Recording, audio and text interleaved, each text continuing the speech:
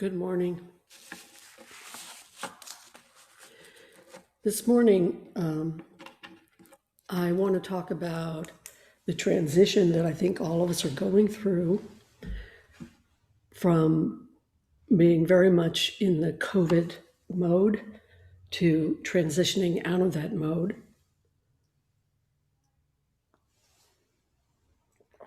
I want to talk a little bit about our process at Ocean Gate Zen Center and about our process as practitioners of the Bodhisattva way. And I want to use as a structure for this lecture a fascicle by Dogen called Bodisatta Shishobo, which means 4 elements of a bodhisattva's social relationships. And they are free giving, or generosity, kind speech, cooperation, and beneficial action.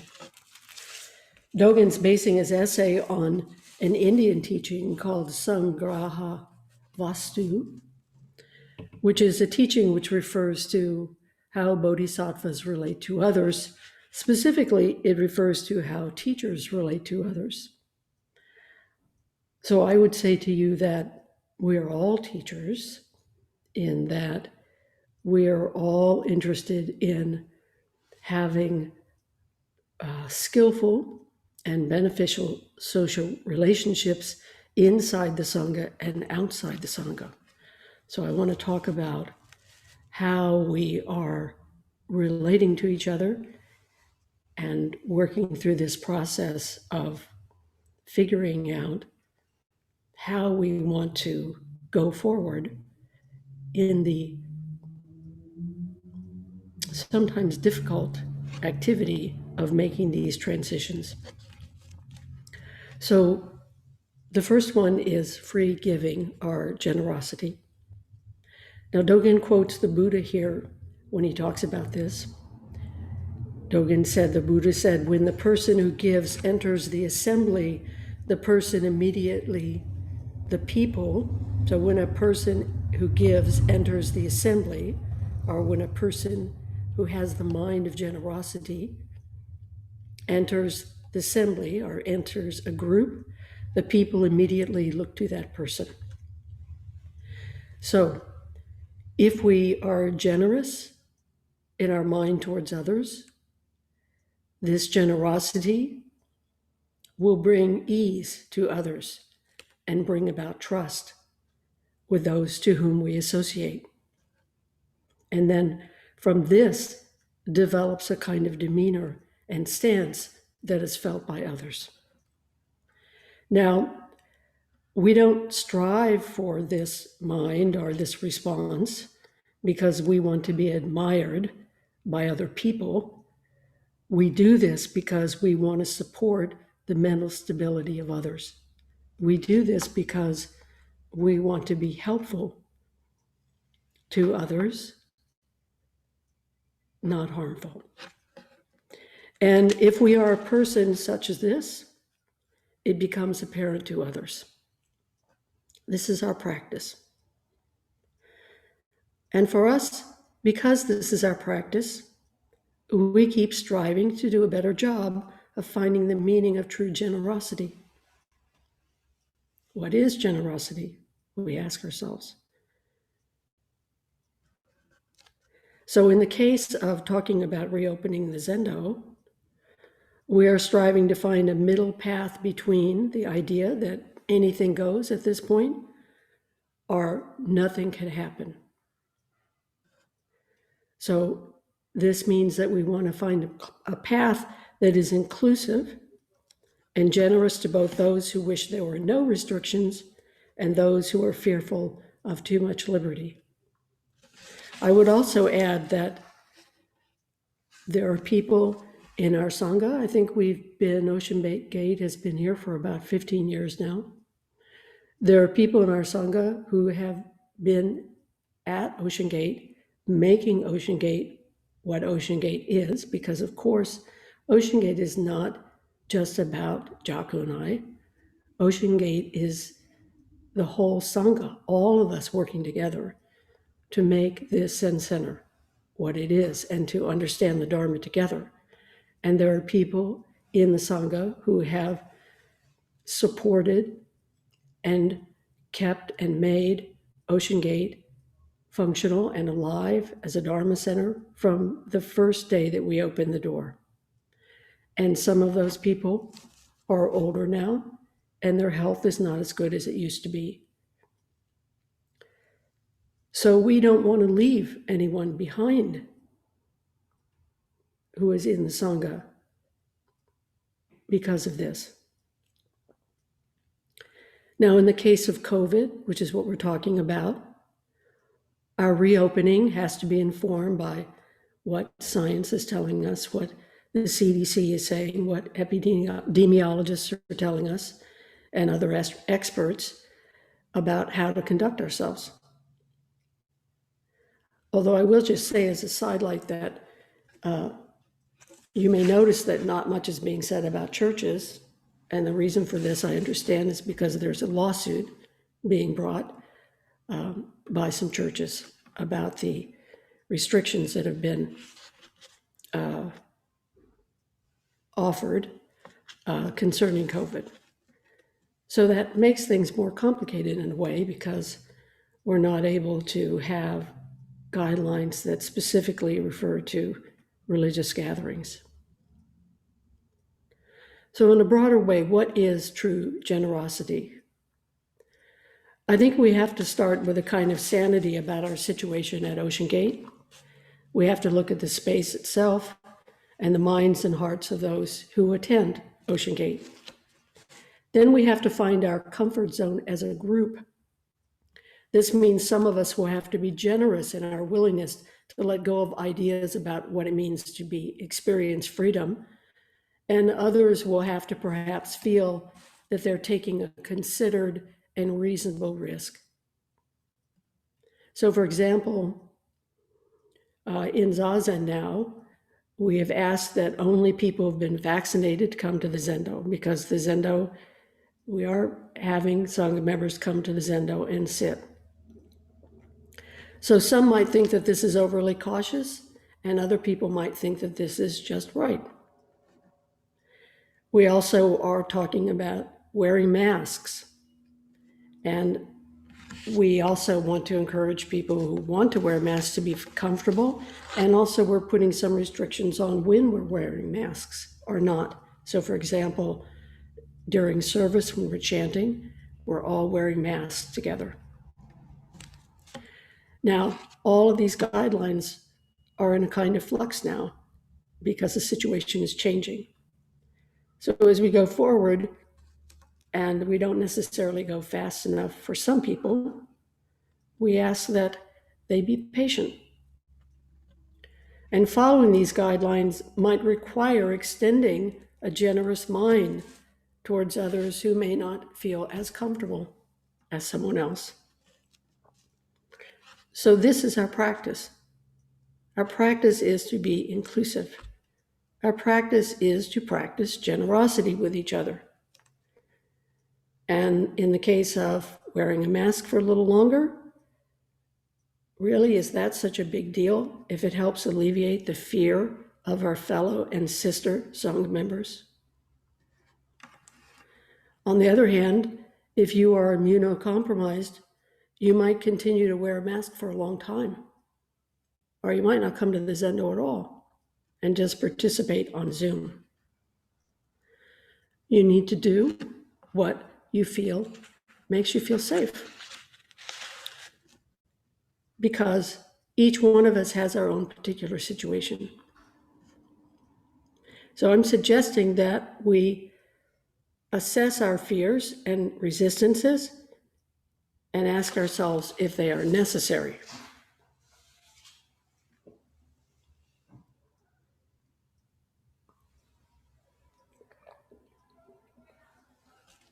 The second of the 4 criteria is called kind speech. And Dogen wrote, kind speech means when meeting living beings, first of all, to feel compassion for them and to offer caring and loving words.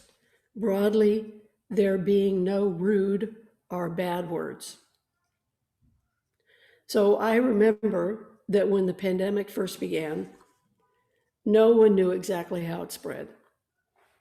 So all of us were sanitizing the items that we bought at the grocery store, and going through a lot of precautions that for many of them we're not doing now. But one of the issues was, could you get COVID from a person that you walked by outdoors who was not wearing a mask? Do you remember all those little those pictures of that showed you little clouds of people's breath coming out, and whether or not their particulate matter, the virus was going to go and spread, and how far it would spread, and would it drop down before this amount or go keep going, and all of these things that we were looking at that time. So during that time, I must admit I was frightened by people who were unmasked. I'm 70 years old. I don't want to get COVID. I'm worried about what the long-term effects are, especially at that time.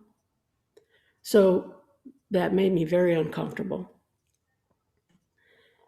I had a desire to want to show my feelings about this by indicating my disapproval of their lack of wearing masks by pointedly giving them at least 6 feet, going all the way around them to make sure that they understood that I was making this big distance between me and them in order for them to understand that, and also so that I felt safer.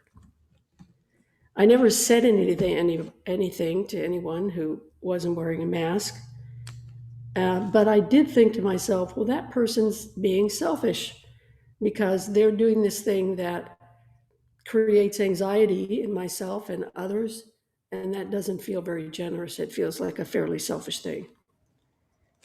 But I kept my thoughts to myself, but in a way, it was not kind speech. So I also believed deep down that it was unlikely that I was going to get COVID outside when I was taking my walk. And so because of that, I started to work on letting go of my ill will. I wanted to let go of ill will for a couple of reasons. One, selfishly, because when you experience ill will, resistance,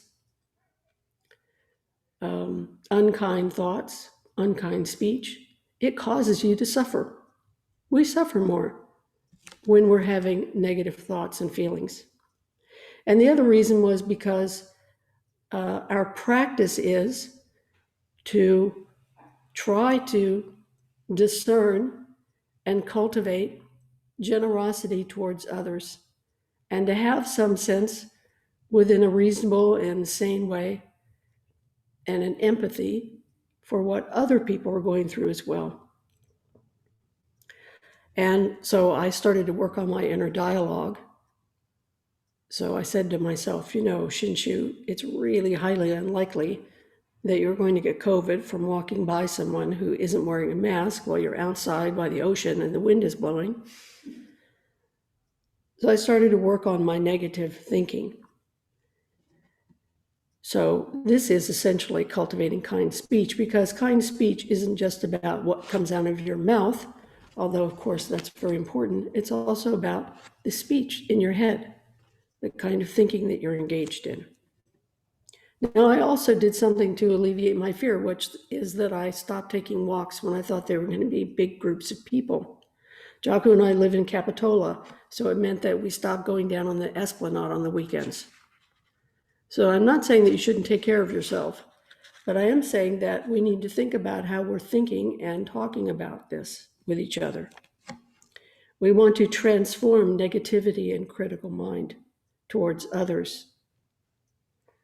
So in general, at Ocean Gate, I don't think I've ever heard anyone using unkind speech towards anyone else.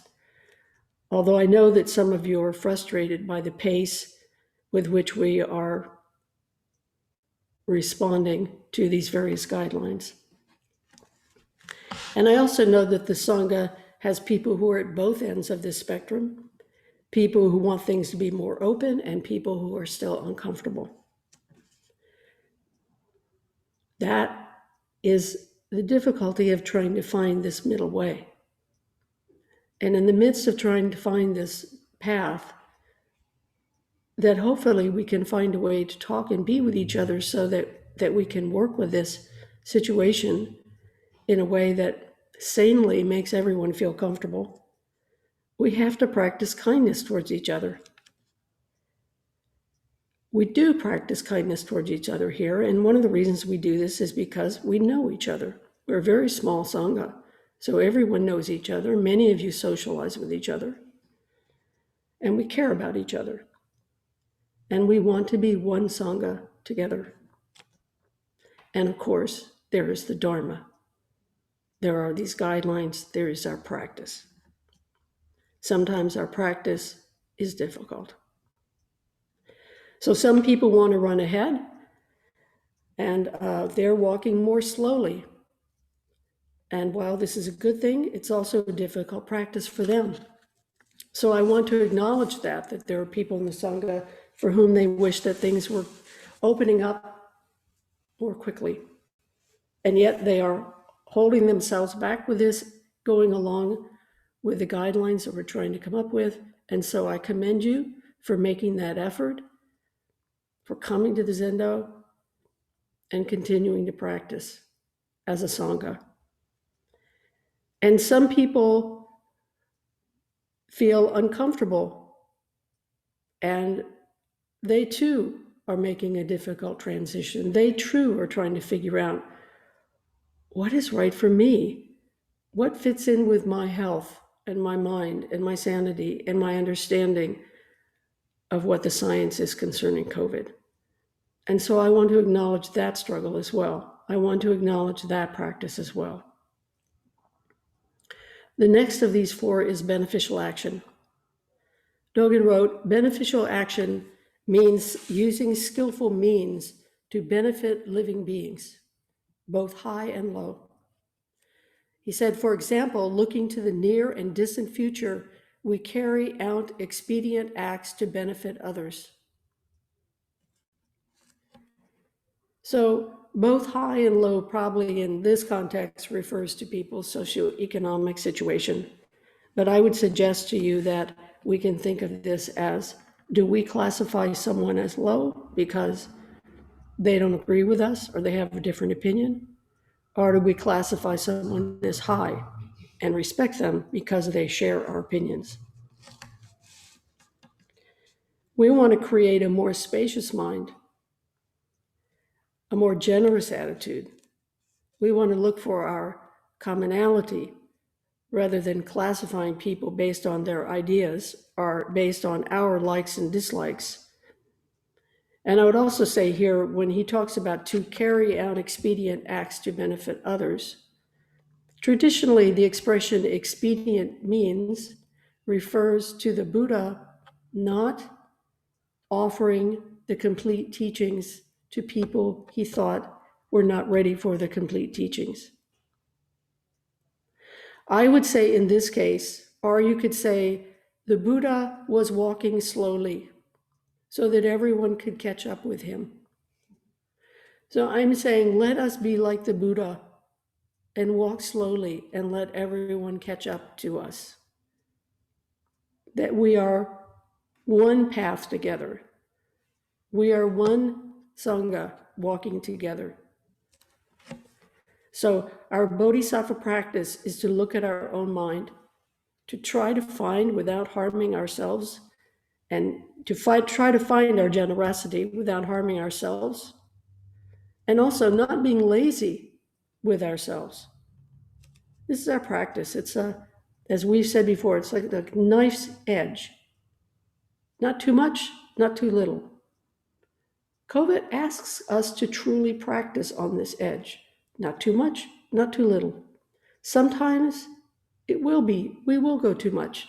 Sometimes we will go too little. And then we're always striving to find that middle ground. We do this through our generosity to self and other. We do this by watching our speech. We do this to a sincere effort to cooperate and find the middle ground of our activity with others. And finally, From this comes this beneficial or skillful actions, skillful responses. Jocko and I, we have our own ideas about this. We have our own comfort level. We have our own likes and dislikes and concerns, just as you do. And we're also the leaders at Ocean Gate Zen Center, the leaders of the sangha. So we have to take that into account. We have to take everyone into account and try to find out what is the best way for everyone and reach a compromise. And we cannot forget what we are being told by the experts about the progress of COVID. So as we open up again, we hope that things will continue to go in a good direction. And yet we have to be aware that things might change. There are millions of people in this world, in countries in which they are not receiving any vaccinations at all. And during that time, COVID is busy morphing into other forms. And our world is very small. Now, is that a reason to shut down again? No, it's not a reason to shut down again. Is it a reason to be cautious, to pay attention? I would say yes, it is a reason to pay attention. So, having said that, we're still going along this path of finding out how to reopen the Zendo. And at the same time, we want to pay attention to the fact that causes and conditions are changing. So I'm not saying that we're going to do this forever. I'm just saying that life is full of surprises.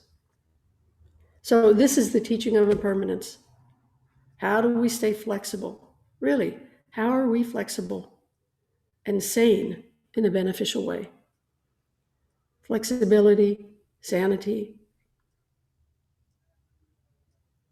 cultivating and finding that middle ground. And the last of the four of these admonitions, if you will, from this path is called cooperation. Dogen defines cooperation. It's a difficult word in Japanese. It's defined as not differing. He wrote, "It is not differing from oneself and not differing from others." For example, the human Tathagata, so this is Shakyamuni Buddha in his human form, the human Tathagata identified himself with humanity. When we know cooperation, self and other are one. It is, I'll read this again, it is not differing from oneself and not differing from others. For example, the human Tathagata identified himself with humanity. When we know cooperation, self and other are one. So not differing refers to cooperation as essentially a willingness to be on the same page with each other. Be on the same page with our Buddha mind. We try not to differ from, to say, so let me back up here, to say to not differ from oneself. In this line, he said it's not differing from oneself and not differing from others. So when he says not differing from oneself, this is a state of being without conflict between our delusional mind and our Buddha nature. It is saying that we are not in conflict between our delusional mind and Buddha nature and our Buddha nature. When we are caught by likes and dislikes that prevent us from acting with generosity, kind speech, and beneficial actions, then we are differing or not cooperating with big mind.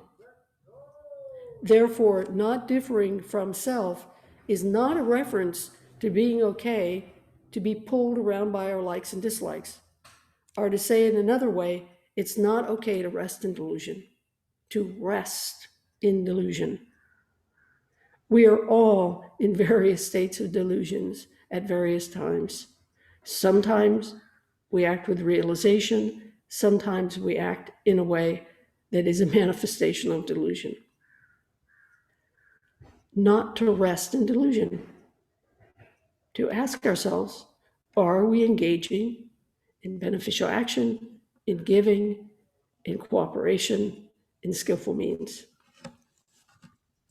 in kind speech? So for example, the example that Dogen gives in his fascicle is this. It's a river or waters joining the ocean. He wrote, we should know that the oceans not rejecting water is cooperation. Further, we should know that water is also endowed with the virtue of not rejecting the ocean. Therefore, water accumulates and becomes the ocean. Because the ocean does not reject the ocean, it becomes the ocean and becomes big. This is a powerful image in Buddhism. Rivers run down to the ocean, rain falls into the ocean, and the ocean accommodates and accepts all these different forms of water that come in and make it the ocean. If it did not accept all these various forms of water, the ocean would not exist. And that acceptance, that willingness to incorporate the totality of our experience, that makes the ocean big mind. We are like both water and ocean. As individuals, we are water that runs into the ocean. And at the same time, we are also the ocean. The ocean is big because it doesn't reject any kind of water. These waters, muddy or clear, become the vast ocean. And when we become the vast ocean, we can respond with our Buddha mind. This is the ocean, the mind of interconnectedness. This is the mind of sangha, living together. And it isn't, by the way, going to be kumbaya all the time. So we're not going for kumbaya. We're not going for holding hands, skipping down the garden path through the roses, although I must admit that would be very nice, and sometimes it's like that. But at times like this, it's hard. It's harder. It's a harder thing to do. But we have to remember that we are all this big ocean and that we all are all interconnected. And when we can do that and respond from that place, this is realized action. So the ocean is a metaphor for the vast interconnectedness of all being and all beings, and how that manifests as our life with others and with our own body and mind. So this is the genesis of the expression, the ocean of the Dharma. This ocean is a vast Buddha mind of self and other functioning together. It is oceanic. It is this oceanic mind which intrinsically understands generosity, kind speech, beneficial action, and cooperation. And that's why Dogen ends this fascicle. Near the end of the fascicle, he says, cooperation is the practice and vow of the Bodhisattva. That's our practice and vow. If we can do these four things, if we can find a way to be with each other in this world in a cooperative way, making compromise with a kind of sanity and discernment, not caught in likes and dislikes or desire for power, all the human things of delusion that we get caught in. Needless to say, I think we would all agree that this life, not just around COVID, but politics and interpersonal relationships and partnerships, etc., would be much easier. But of course, it's a difficult practice. So I want to encourage you during this time of transition to apply these principles of generosity, kind speech, skillful response, and cooperation as you relate to your own thoughts and ideas and relate to others as well. So here, now, at this time, we are faced with a real opportunity to work with our own likes and dislikes. Maybe I shouldn't say we are faced with, we are given the opportunity to practice with this situation, to struggle with discerning what is the best path, to practice being flexible and creating sanity in our own lives and the lives with whom we interact. So I think these guidelines of practice are helpful, and they give us a guide and a way to think about and measure our own practice in this situation. Are we being generous? Are we using kind speech outwardly and inwardly? Or are we engaging in cooperative behavior, which all taken together become skillful means or beneficial actions? And in our Soto Zen way, we say, this is practice realization. Thank you very much.